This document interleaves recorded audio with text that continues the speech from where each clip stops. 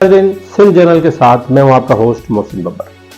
नाज़रीन, आज हम बात करेंगे सिंध हुकूमत के एक इदारे की जिसकी कारकर्दगी गुज़श्ता कुछ सालों से अबतरी का शिकार है।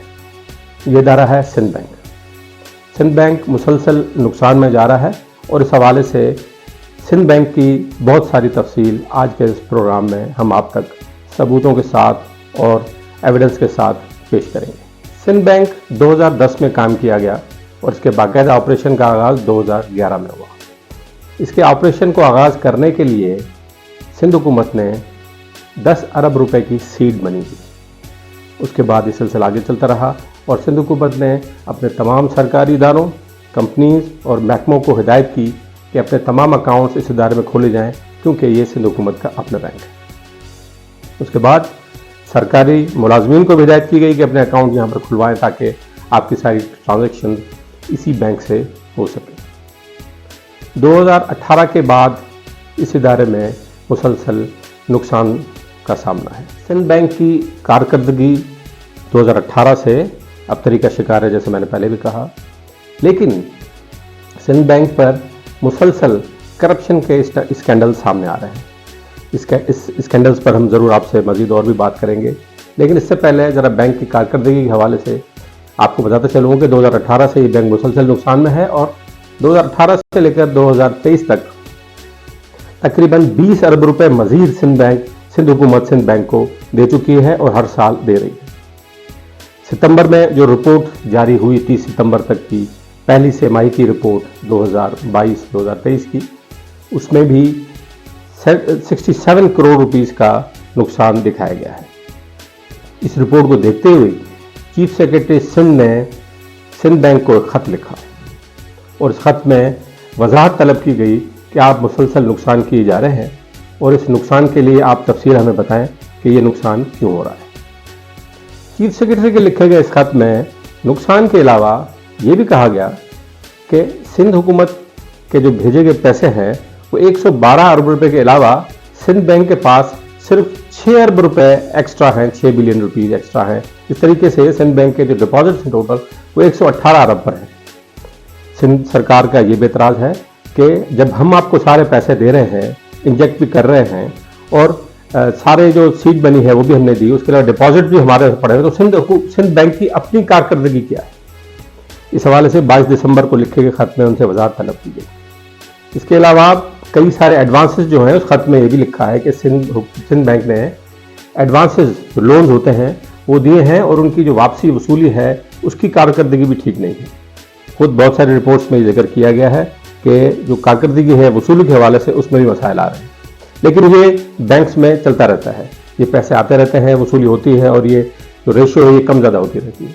लेकिन सिंध बैंक पर दो बड़े स्कैंडल जो हैं उस पर मुसलसल जो है स्कैंडल पर स्कैंडल आ रहे हैं। एक नया स्कैंडल जो भी सामने आया वो M6 मोटरवे का जो है स्कैंडल सामने आया, जिसमें सिंध बैंक मटियारी और सिंध बैंक नौशेर और फेरोज की बैंकों में तकरीबन दोनों मिला के 4 अरब रुपए की स्कैंडल सामने आया, जिसमें बैंक के मुलाजमीन ने सरकारी अफसरान के साथ मिलकर, डिप्टी कमिश्नर के साथ मिलकर, रेवेन्यू एमएलए के साथ मिलकर जो है उनको कैश पैसे दिए, जो कि स्टेट बैंक की तमाम और खुद सिंध बैंक की जो अपनी पॉलिसीज़ है उसके खिलाफ था।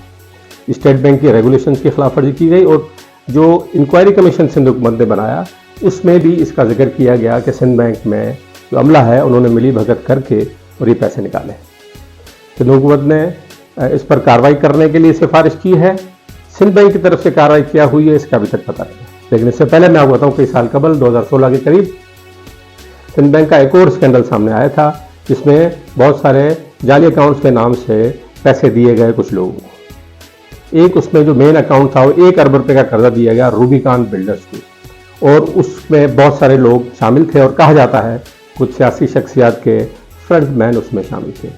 वो केस अभी तक चल रहा है, उसमें कितने लोग इन्वॉल्व थे, जिनके नाम आए हैं वो लोग अभी तक भी बैंक में मौजूद हैं। M6 मोटरवे स्कैंडल में जो लोग हैं वो भी अभी तक बैंक में उनको नौकरी से बर्खास्त नहीं किया गया। ये लोग अभी तक सस्पेंशन में हैं, जेल में भी हैं, लेकिन सस्पेंशन में भी हैं और इसमें बैंक ने इस पर जो है क्या कार्रवाई इनके खिलाफ की है या वो जो लोग इन्वॉल्व थे पिछले स्कैंडल में और इस स्कैंडल में उसका क्या बना है कोई पता नहीं। नाज़रीन, इन तमाम सवालात के जवाब के लिए मैंने सिंध बैंक के जो अफसरान थे उनको ख़त लिखा है, एक ईमेल की, और इस ईमेल में मैंने कुछ सवालात पूछे।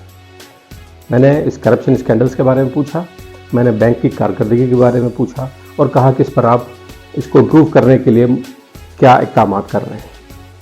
मुझे बैंक के अफसरान की तरफ से जवाब मिला, आप बहुत अच्छे जर्नलिस्ट हैं, आपको इकोनॉमी और बैंक के टेक्निकल मामला का ही पता है, लेकिन आपके सवालों का हमारे पास जवाब नहीं है। ये एक जवाब बैंक की तरफ से मुझे मिला। तो आप अंदाज़ा लगा लें कि ये जो एक सिंपल से सवालात थे जो कि मीडिया में रिपोर्ट भी हुए हैं, ये सारे वाक़यात, ये स्कैंडल अभी तक रिपोर्ट हो रहे हैं, कोर्ट्स की हेयरिंग हो रही है और वहाँ पर, लेकिन इनके पास, बैंक के मैनेजमेंट के पास सवालात के जवाब नहीं है। सिंध बैंक सिंध हुकूमत का बैंक, सिंध हुकूमत और अवाम सिंध हुकूमत की है, सिंध हुकूमत अवाम की है। अवाम के इस बैंक पर हमें सवालात पूछने का मुकम्मल हक है।